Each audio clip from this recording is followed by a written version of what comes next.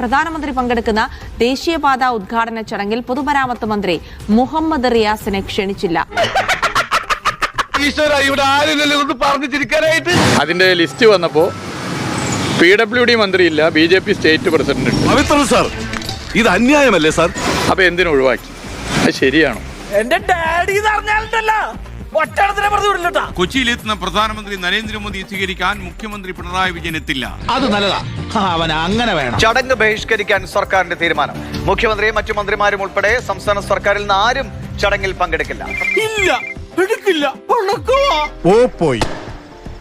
ദേശീയപാത ഉദ്ഘാടന ചടങ്ങിൽ നിന്ന് പൊതുമരാമത്ത് വകുപ്പ് മന്ത്രി PA മുഹമ്മദ് റിയാസിനെ ഒഴിവാക്കിയതിനെ എന്നെ വേണ്ടാത്തവരെ എനിക്കും വേണ്ട. BJP സ്റ്റേറ്റ് പ്രസിഡന്റ് PWD മന്ത്രിയെ വെട്ടി വരേണ്ട ആളാണോ?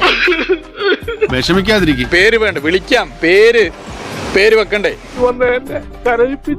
ശരിയായില്ല. സംസ്ഥാന സർക്കാരിന്റെ ഹെഡ് ഇവിടുത്തെ മുഖ്യമന്ത്രിയാണ്. മുഖ്യമന്ത്രിനെ ഇൻവൈറ്റ് ചെയ്യുന്നു. ഇനിയിപ്പോ മുഖ്യമന്ത്രിന്റെ മരുമകനെ ഇൻവൈറ്റ് ചെയ്യണമെന്ന് എവിടെ എഴുതിയിട്ടില്ല. മുഖ്യമന്ത്രിനെ വിളിച്ചു. ഇനിയിപ്പോ മുഖ്യമന്ത്രിനൊപ്പം മരുമനും കുടുംബം എല്ലാം വിളിക്കണമെന്ന് എവിടെ എഴുതിക്കുന്നത്? ദേശീയപാത 66 യാഥാർത്ഥ്യമാക്കുന്നതിൽ LDF സർക്കാരിന് റോളില്ല എന്ന് സ്ഥാപിക്കാനാണ് ശ്രമമെങ്കിൽ അത് കേരളത്തിലെ ജനങ്ങൾ വളരെ കൃത്യമായി മനസ്സിലാക്കിയ കാര്യമാണ്. നോക്കിക്കോളൂ.